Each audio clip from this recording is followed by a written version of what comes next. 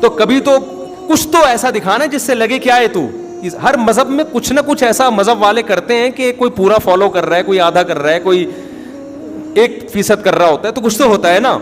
تو پیغمبر صلی اللہ علیہ وسلم کی جو حدیث ہے نا, اس کا مفہوم کیا ہے کہ جس میں اتنی بھی سینس نہیں ہے, لوگوں کے ساتھ خیر خواہی کا اتنا بھی جذبہ نہیں ہے. ہم یہ نہیں کہہ رہے کہ روزانہ لوگوں کو کھانا کھلاؤ, دیگیں کھلاؤ, وہ بھی اسلام کا حکم ہے, لیکن اگر کچھ بھی نہیں کر رہا تو آخری درجہ جس سے وہ کم از کم یہ کہہ سکتا ہے کہ آئی ایم اے مسلم, میں کیا ہوں, یہ مسلم ہوں. تو میں یعنی اتنا دکھانے کے لیے نا, آخری مقام یہ کہ کمبخت جب تو راستے میں جا رہا ہے نا اور کانٹا نظر آئے, تجھے پتا ہے کسی کے چبھ سکتا ہے, یہ کوئی پتھر نظر آیا, تجھے پتا ہے کہ یار کسی کی ٹھوکر لگ جائے گی, اس کو اٹھا کے, ہم یہ نہیں کہہ رہے کہ ایدھی سینٹر میں جمع کراؤ جا کے, اس کو اٹھا کے تھوڑا کیا کر دو, سائڈ پہ کر دو. اتنا بھی اگر تمہارے اندر جذبہ نہیں ہے تو اس اپنے آپ کو مسلم کہنے کے تکلف کی بالکل ضرورت نہیں ہے. سمجھ میں آ رہی ہے بات کہ نہیں آ رہی؟ یہ حدیث کا صحیح ترجمہ کر رہا ہوں میں, صحیح حدیث کا صحیح ترجمہ. اب آپ مجھے ایک بات بتاؤ, اس کانٹے سے گلی بند ہو رہی تھی؟ بولو نا. ٹریفک جیم ہو رہا تھا اس سے؟ کسی عورت کا حمل ضائع ہو رہا تھا اس میں؟ کوئی ہارٹ پیشنٹ ہسپتال پہنچنے سے پہلے مر رہا تھا؟ کچھ بھی نہیں ہو رہا تھا. اور وہ پھینکا بھی نہیں آپ نے, پھینکا کسی اور نے. حدیث میں کسی اور کی بھی غلطی تلافی کون کرے گا؟ آپ. وہ بے وقوف ہے تو آپ تھوڑی بے وقوف ہیں. اس کانٹے کو اگر آپ نے راستے سے نہیں ہٹایا, اس پتھر کو سائڈ پہ نہیں کیا, تو حدیث کے مطابق آپ کیا ہیں؟ صحیح ترجمہ یہ ہو کہ بے ایمان ہیں آپ. مجھے بتاؤ, جو کانٹا پھینک رہا ہو راستے میں وہ کیا ہوگا؟ جو ہٹا نہیں رہا, ایک وہ ہے جو ہٹائے بغیر گزر جاتا ہے, لیکن دوسرا وہ ہے جو راستے میں کانٹا کیا کر رہا ہے, پھینک رہا ہے, جو باقاعدہ کیلے کا چھلکا راستے میں پھینکتا ہوا جا رہا ہے, یا جو راستے میں پتھر لا کے رکھ دیتا ہے, وہ ایمان والا ہو سکتا ہے؟ بولو نا بھائی. یہ تو اس سے بھی زیادہ بدبخت ہے کہ جو کانٹا پراپر طریقے سے پھینک رہا ہے باقاعدہ. نبی تو جو نہ ہٹائے اس کو مومن نہیں کہہ رہے, جو پھینکے وہ کہاں سے مومن ہو گیا؟ اور آپ بتاؤ, جو وہ کام کرے, حالانکہ اگر کوئی کانٹا پھینک کے چلا جاتا ہے اس سے بھی ٹریفک جیم نہیں ہوتا, ایک گلی بھی بند نہیں ہوتی. گلی میں بھی, محلے میں لوگ زیادہ سے زیادہ کانٹا پھلانگ کے چلے جائیں گے, کوئی بڑا نقصان نہیں ہو رہا. بہت بڑا نقصان یہ ہوگا کہ وہ لگ جائے گا کسی کے, یہی ہوگا, اس سے زیادہ کچھ نہیں ہوگا. تو نکال کے پھینک دے گا باہر, یہی ہوگا نا. لیکن آپ مجھے بتاؤ, ایسی ایکٹیویٹیز, ربیع الاول ہو یا محرم ہو یا سفر ہو یا کوئی بھی ہو, میرا مقصد کسی مکتبہ فکر پہ طنز کرنا نہیں ہے, میرا مقصد اسلام بتانا ہے. وہ میں کروں تو بھی غلط ہے, وہ شیعہ کریں تو بھی غلط, وہ بریلوی کریں تو بھی غلط, وہ اہل حدیث کریں تو بھی غلط, وہ دیوبندی کرے تو بھی غلط, وہ کوئی بھی کرے تو بھی غلط ہے. وہ کیا ہے؟ ایسا کام کرنا جس سے راستے کیا ہو جائیں, بند ہو جائیں, جس سے آپ کے پورے ملک کا نظام کیا ہو جائے, معطل. تو کیا یہ پیغمبر کی تعلیمات ہو سکتی ہیں؟ یہ ربیع الاول میں بھی غلط ہے. آپ جا رہے ہوتے ہیں, اچانک یہاں سے راستہ بند, پولیس والے کہہ رہے ہیں ادھر سے جاؤ, ادھر سے گئے, وہاں سے راستہ بند, ادھر سے جاؤ. 1 گھنٹے کا سفر 2-3 گھنٹے میں, اور بعض دفعہ تو پہنچتے ہی نہیں ہے لوگ, کیونکہ راستے تو محدود ہیں نا. تو یہ جو ہم گلیاں بند کروا رہے ہیں, پوری روڈیں جام کروا رہے ہیں, یا تو آپ کہہ سکتے ہیں کوئی بڑا مطالبہ ہو نا آپ کے پیش نظر, تو بڑی مصیبت سے بچنے کے لیے اسلام کہتا ہے چھوٹی مصیبت کو برداشت کیا جائے. آپ نے ملک میں انقلاب لے کر آنا ہے جی, آپ حکومت کے خلاف کوئی دھرنا دے رہے ہیں, بہت بڑا دھرنا, اور آپ کا خیال ہے کہ یہ حکومت باقی رہی تو ملک کا بیڑا غرق ہو جائے گا. یہ بڑے مفاد کے پیش نظر چھوٹا مفاد کیا جا رہا ہے؟ بولو, برداشت. جیسے گلی میں کنسٹرکشن کا کام ہو رہا ہے, روڈ ڈل رہی ہے, اس میں آپ پورا کنٹینر لا کے کھڑا کر دیا, اب متبادل راستہ دے دیا, کیونکہ بھائی روڈ بن رہا ہے نا. تو یہ بڑے مفاد کے پیش نظر آپ گلی بند کر رہے ہیں. تو اسلام کا اصول ہے, بڑے فائدے کے پیش نظر چھوٹا نقصان برداشت کیا جاتا ہے. تو سیاسی سطح پہ کوئی سمجھتا, اول تو سیاسی دھرنے بھی صرف اپنے کرسیوں کے لیے ہوتے ہیں, لیکن اگر کسی ملک میں خیال ہے بھائی یہ گورنمنٹ کا گرانا ضروری ہے, اس کے لیے بڑا دھرنا دینا ضروری ہے, وہاں ہم اس کو اپریشیٹ کریں گے, یار یہ بہت بڑے مفاد کے لیے چھوٹا نقصان برداشت کیا جا رہا ہے. ربیع الاول یا محرم یا دوسرے مہینوں میں جو مذہبی رسومات ہونی, اس میں کون سا بڑا مفاد ہے ہمارے سامنے؟ اس میں ہم کیا دے رہے ہیں انسانیت کو؟ کیا حضرت حسین کی یہ تعلیمات ہیں کیا رسول اللہ صلی اللہ علیہ وسلم کی یہ تعلیمات ہے جو ہم ربیع الاول میں کر رہے ہوتے ہیں, جو محرم میں کر رہے ہوتے ہیں, کیا صحابہ کرام کی یہ تعلیمات ہیں؟ وہاں تو اس کا خیال کیا جا رہا ہے کہ تہجد کے وقت نبی صلی اللہ علیہ وسلم اٹھتے ہیں, اس کا خیال کرتے ہیں آپ کی کسی زوجہ کی آنکھ نہ کھلے. آپ جب گھر میں داخل ہوتے رات کے وقت, سلام اتنی آہستہ آواز سے کرتے کہ کوئی جاگ رہا ہے تو جواب دے دے, سو رہا ہے تو اس کی آنکھ نہ کھلے. اور یہاں آپ دیکھیں ادھر روڈ بلاک, ادھر روڈ, اور یہ سب چیزیں مذہب کے نام پہ ہو رہی ہیں. چائنا میں یہی ہوا, چائنا میں مذہبی آزادی دی گئی, مسلمانوں نے ناجائز فائدہ اٹھایا, دھرنے جلوس, یہ چائنا نے پابندی لگا دی. کیا لگ گئی وہ پابندی؟ تو اسلام تو میرے بھائی اتنا خیال کر رہا ہے کہ کسی کے کانٹا اگر چبھ گیا نا تو اللہ آپ کے ایمان کو ایمان قرار نہیں دیتا. آپ کی مسٹیک ہے, حالانکہ پھینکا نہیں, آپ نے اٹھایا کیوں نہیں؟ جو کرنے کے کام ہیں وہ کیے نہیں جا رہے. کرنے کے کام کیا ہیں؟ کلو من الطیبات, کھاتے ہوئے دیکھو حلال کھا رہا ہوں کہ نہیں کھا رہا.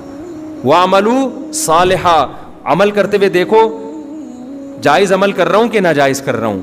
اسی پہ پورا اسلام ہے. انہی دو چیزوں کا نام اسلام ہے. قیامت میں انہی کے بارے میں سوال ہوگا, اس کے علاوہ کسی اور چیز کے بارے میں آپ سے سوال بولو نہیں ہوگا. اگر آپ کسی اور طرح سے تیاری کر رہے ہیں اپنے آپ کو عاشق رسول یا عاشق اہل بیت کہنے کے لیے, تو یہ آپ کا درد سر ہے.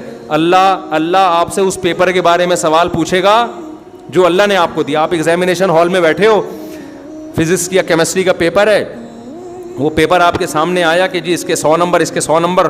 آپ نے فزکس کے علاوہ جو معلومات آپ کے پاس تھی نا میتھمیٹکس کی, وہ ساری آپ نے اس میں چھاپ دی, اور بڑی مشکل معلومات. آپ نے سی اے کیا ہوا تھا, بہترین اکاؤنٹنٹ تھے آپ نے اکاؤنٹنگ کی ایکویشنز اور اس کی جو وہ ایسی زبردست خاندانی 20 صفحے لکھ کے آ گئے, جو ایسی نالج لکھ کے آ گئے جو کسی کے پاس بھی نہیں تھی. ایگزامینر کیا کرے گا؟ آپ کو انڈا دے گا.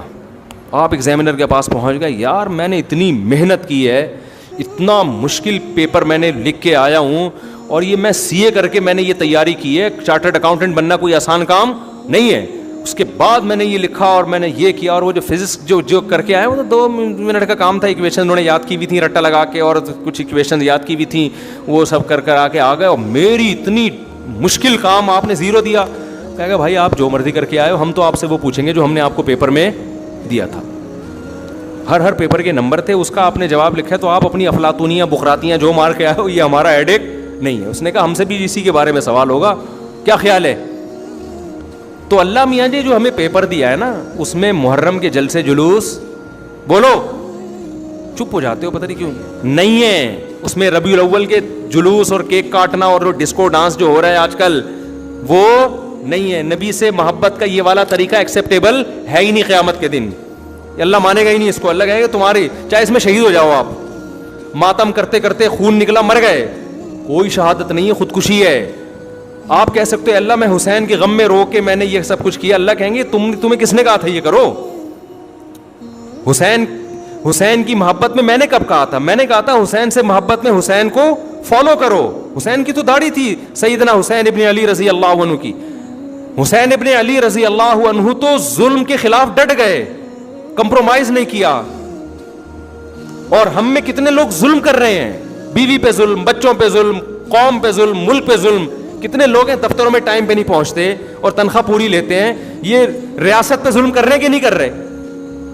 ظالم بن کے آپ ماتم کر رہے ہو, اور آپ یہ کہہ رہے ہو کہ حسین خوش ہو جائیں گے, نبی خوش ہو جائیں گے. نہ کوئی بھی خوش نہیں ہوگا میرے بھائی. ان حرکتوں سے شیطان خوش ہو سکتا ہے بدعت کی وجہ سے. وہ کہے گا تم نے اپنی آپ کو ایسی چیزوں میں کھپا دیا جس کا نہ تم کو دنیا میں کوئی فائدہ ہے اور نہ تم کو آخرت میں, بلکہ مزید گناہ اس لیے ہے کہ ان چیزوں سے غیر مسلم اسلام سے دور ہوگا.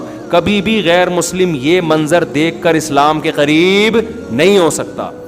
غیر مسلم مسجد میں آئے, آپ کو نماز پڑھتا ہوا دیکھے, اسلام سے محبت ہوگی. غیر مسلم آپ کا رمضان دیکھے, صبح سحری میں جاگنا, افطاری کا وقت, محبت ہوگی. غیر مسلم آپ کی قربانی دیکھے, غیر مسلم آپ کا نکاح کا نظام دیکھے, آپ کا فیملی سسٹم دیکھے, رشتہ داری جوڑنا دیکھے, باپ کی خدمت کرنا دیکھے, آپ کا حج دیکھے, آپ کا عمرہ دیکھے, اٹریکٹ ہوگا وہ دین کی طرف. نہ آپ کا ماتم دیکھ کے اٹریکٹ ہوگا, وہ کہے گا یار یہ کیا وحشیانہ عمل ہے, یہ تو ہیومن رائٹس کے خلاف ہے. تو اس لیے اپنے آپ کو چاہے شیعہ ہو چاہے سنی ہو, ایران میں بھی ماتم پہ پابندی ہے، پتہ ہے آپ کو، کھلے عام نہیں کر سکتے. آپ کو ان چیزوں سے اپنے آپ کو بچانا ہے. اور کلوا من الطیبات، ہمیں جو اللہ نے پیپر دیا اس میں دو ہی چیزوں کا سوال ہوگا، کھا کیا رہا ہے، کر کیا رہا ہے. سمجھ میں آ رہی ہے بات؟ کھانا بھی کرنا ہی ہے، لیکن اللہ نے اس کو الگ سے بیان کر دیا نا، کیونکہ لوگ کرتے بہت کچھ اچھا ہے، کھانے میں ڈنڈی مار دیتے ہیں، اور کچھ کھاتے صحیح ہیں، کرنے میں کیا کر دیتے ہیں، ڈنڈی مار دیتے ہیں. کھاتے تو بڑا پاکیزہ حلال ہیں، کام غلط کر رہے ہوتے ہیں. تو اللہ نے اسلام کو دو لفظوں میں سمیٹ دیا، کھاؤ بھی حلال اور کرو بھی حلال، پاکیزہ کرو. یہ دو ہی سوال ہوں گے، 50 نمبر کے یہ سوال ہیں میرے بھائی. اس کے علاوہ تیسرا کوئی سوال، باقی اسی کے ذیلی سوالات ہیں، اسی کے ذیلی سوالات ہیں جن کے آنسر آپ کو دینے ہیں. اس کے علاوہ جو کچھ آپ کر رہے ہیں ربیع الاول یا محرم میں، حلیم میں، سبیلیں لگا کے، ماتم کر کے، کالے کپڑے پہن کے، یا ربیع الاول میں ہرے ہرے بن کے، ناچ گانا کر کے، لائٹیں تمبو لگا کے، حلوے بانٹ کے، یہ سب آپ کا ہیڈ ایک ہے. اللہ اس سے متاثر نہیں ہوگا. آپ یہ کچھ کرتے ہوئے مر بھی جائیں، شہید بھی ہو جائیں، اللہ میاں نے اس کا اجر نہیں دینا. اللہ کہیں گے وہ پیپر ہے ہی نہیں جو میں نے دیا. تم اپنی طرف سے اخپل طریقے سے کر رہے ہو تو کرتے رہو، کوئی فائدہ نہیں. اللہ سمجھنے کی، عمل کی توفیق عطا فرمائے. میرا نام فرحت ہے، میری 2 بیٹیاں ہیں. میری اچھا بھائی انہوں نے کہا یہ میرے بعد میں رابطہ کروں گا. اچھا بھائی مفتی صاحب ہمارے استاذ کے لیے دعا کرو، ان کی شادی ہو جائے. میں حیدرآباد سے پڑھنے کے لیے آیا ہوں، میرے لیے دعا کریں، میرا دل لگ جائے، ان کا دل پڑھائی میں لگ جائے، استاذ کی شادی ہو جائے. اللہ سے دعا ہے کہ دونوں کے کام ہو جائیں، ان کے استاذ کی شادی ہو جائے اور ان کا دل پڑھنے میں لگ جائے. شادی کر لیں تو پڑھنے میں خود بخود دل لگے گا. جب آپ شادی کر لیں گے تو کتاب میں زیادہ دل لگے گا، بیوی کے پاس بیٹھنے میں کم دل. رپورٹ ہے یہ، میں نہیں کہہ رہا ایسا ہونا چاہیے، لیکن جو رپورٹیں آ رہی ہیں مارکیٹ میں وہ اسی قسم کی آ رہی ہیں. سلام کے بعد عرض ہے کہ اللہ کے ناموں میں سے خدا کا لفظ نہیں ہے تو ہم کیوں استعمال کرتے ہیں؟ اللہ کے صفاتی نام ہیں، تو وہ جو صفاتی نام ہے نا اللہ کے، رحمان، رحیم، کریم، تو یہ سارے صفاتی نام یہ عربی میں ہیں. تو یہ محدود نہیں ہے کہ صرف یہی ہیں. جتنے بھی کوئی بھی صفاتی نام ہو جن میں اللہ کی تعریف ہو، چاہے وہ اردو میں ہو، چاہے فارسی میں ہو، چاہے کسی بھی زبان میں ہو، تو جائز ہیں. تو خدا کا مطلب بھی جو مستقل بالذات ہو، جو مستقل بالذات ہو. یہ اردو میں یہ کانسیپٹ ہے اس لفظ کا، جو گاڈ ہو، جو معبود ہو. اب لوگ کہتے ہیں خدا اصل میں فارسی سے وہاں سے نکلا ہے، یہ یوں تھا. تو بھائی بھاڑ میں جائے جس سے بھی نکلا ہو. اب کس معنی میں استعمال ہو رہا ہے؟ زبان یہ نہیں دیکھتی کہ یہ لفظ کہاں سے چلا تھا، کن مراحل سے گزر کے کیا ہوا ہے. زبان یہ دیکھتی ہے ابھی کس معنی میں یوز ہو رہا ہے. ڈکشنری میں بھی نہیں دیکھنا چاہیے زبان کو کہ خدا کا ڈکشنری میں مطلب کیا ہے. خدا کا مطلب جب لوگ یوز کرتے ہیں اس وقت اس کا مطلب کیا ہے، تو بس یہی ہے. ڈکشنری بھی عوام سے لیتی ہے. نہیں یاری بات سمجھ میں؟ ڈکشنری والا یہ نہیں پہلے الفاظ کے مطلب لکھے پھر لوگ وہاں سے لیں، ایسا نہیں ہوتا. لوگ کسی لفظ کو کسی معنی میں استعمال کرتے ہیں، پھر ڈکشنری لکھی جاتی ہے اور اس میں اس کا ترجمہ لکھا جاتا ہے. مطلب اردو میں وہی ہے جو انگلش میں گاڈ کا مطلب ہے. سمجھتے ہو؟ گاڈ کسے کہتے ہیں؟ معبود کو، جس کی عبادت کی جائے، جو کائنات کو بنانے والا، کریٹر، خالق. تو خالق اردو عربی کا لفظ ہے یا نہیں؟ بنانے والا. اور معبود بھی عربی کا لفظ ہے. تو یہ عربی کا یا تو معبود کا ترجمہ اردو میں ہے یا خالق کا ترجمہ ہے. آج کل کتابوں میں نہ جائیں، کتابوں میں تو بہت کچھ لکھا ہوا ہے، خدا وہاں. بھائی جو بھی تھا نا، اب تھوڑی ہے. صحیح ہے نا؟ جیسے ایک صاحب نے کہا کہ ٹائی جو ہے نا وہ 200 سال پہلے انگریزوں نے صلیب کا نشان تھا اور یوں تھا پھر یوں تھا. میں نے کہا سب تھا ہو چکا ہے. اب ٹائی کا مطلب ہے صبح آفس جانے سے پہلے اچھی طرح ذرا ڈیسنٹ طرح کے بن گئے، یہ مطلب ہے. اب وہ صلیب ولیب، تبھی تو جیپنیز بھی ٹائی لگاتے ہیں اور جو عیسائی نہیں ہیں ہندو بھی لگاتے ہیں ٹائی، حالانکہ وہ تو صلیب کو نہیں مانتے. تو ہم کیوں خام لوگوں کو پیچیدگیوں میں ڈالیں؟ جب ٹائی صلیب کا نشان جس وقت تھا اس وقت ٹائی استعمال کرنا کیا تھا؟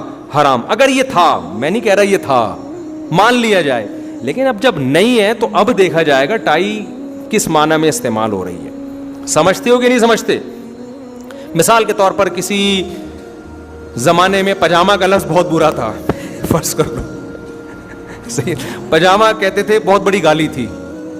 اب آپ نے بیگم کو کہا بیگم میرا پاجامہ لے کر آؤ. بیگم کہ وہ پاجامہ، وہ ڈکشنری میں لکھا ہوا ہے 300 سال قبل مسیح پاجامہ الو کے پٹھے کو کہتے تھے. تو آپ یہ میں ریسرچ سے ثابت کر رہی ہوں. گوگل میں ریسرچ کیا, پاجامہ الو کے پٹھے کو کہتے تھے, پاجامہ اس کو کہتے تھے, پاجامہ اس کو کہتے تھے, اور فلاں کی رپورٹ, ڈاکٹر ذاکر نائک کی تحقیق وغیرہ وغیرہ, وہ ایسی تحقیقات کرتے رہی. ایک مثال دے رہا ہوں, فلانے کی تحقیق, اتنی میں نے ثبوت پیش کر دی ہے پاجامہ الو کے پٹھے کو کہتے ہیں, تو آپ پاجامے کو کائنڈلی کچھ اور کہا کریں. آپ کیا کہیں گے, بیگم یہ تھے, اب پاجامہ پاجامے کو کہتے ہیں, اس کے علاوہ کسی اور چیز کو بولو نا, نہیں کہتے. تو لغت زبان یہ دیکھتی ہے یہ لفظ اب کس معنی میں یوز ہو رہا ہے.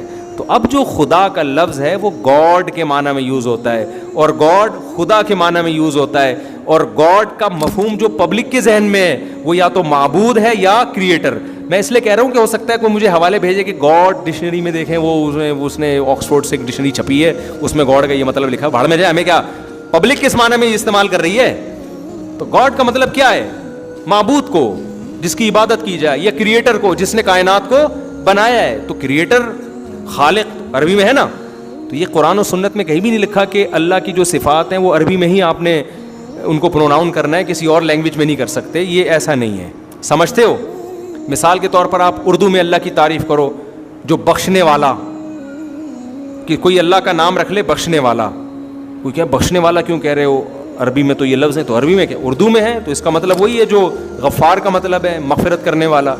تو یہ ضروری نہیں ہے کہ ہم اللہ کے صفاتی نام عربی میں ہی پکاریں, وہ انگلش میں بھی ہو سکتے ہیں. موسٹ مرسیفل کہتے ہیں کہ نہیں کہتے, رحم دل, رحم کرنے والا, تو ٹھیک ہے موسٹ مرسیفل کہہ لو آپ اس کو, بہت زیادہ رحم کرنے والا. تو اسی طرح اردو میں گاڈ, انگلش میں گاڈ ہے, اردو میں کیا ہے, خدا ہے. تو یہ جائز ہے, کوئی گناہ نہیں ہے اس میں. ہاں اللہ کا نام استعمال کرنا وہ زیادہ بہتر ہے کہ آپ وہی لفظ استعمال کریں جو قرآن نے استعمال کیا ہے, وہ زیادہ بہتر ہے. تو اس میں کوئی حرج نہیں. اب صلواتوں کا لفظ دیکھو, اردو میں گالیوں میں استعمال ہوتا ہے نا, اب اتنی صلواتیں سنا کے چلا گیا, حالانکہ عربی میں تو صلوات کا معنی رحمتیں اور برکتوں کی دعائیں ہیں. اب آپ کو یہ تو کافر ہو گیا, اس نے صلوات جو درود کے معنی میں استعمال ہوتا ہے اس نے گالیوں کے معنی میں استعمال کیا, اتنے مقدس لفظ کی توہین کر دی. او بھائی, اب جب یہ صلوات جب اردو میں ہے تو یہ عربی والا رہا نہیں ہے, یہ گالیاں ہی ہیں, صلواتیں سنا کے چلا گیا. جب عربی میں آئے گا تو اس کا مطلب کچھ اور ہوگا. عرض ہے کہ لوگوں نے چاند میں زمینیں خرید لی ہیں, ہمارے لیے دعا کریں اللہ میں دنیا میں رہنے کے لیے گھر دے دے. دل سے دعا ہے میرے بھائی, جو چاند پہ جا رہا ہے وہ بھی قبر کے گڑھے میں جائے گا, آپ بحریہ ٹاؤن میں جا کے بھی قبر کے گڑھے میں جاؤ گے. اس لیے زمین پہ جگہ مل جائے ٹھیک ہے, نہیں ملے تو زیادہ ٹینشن لینے کی ضرورت نہیں ہے.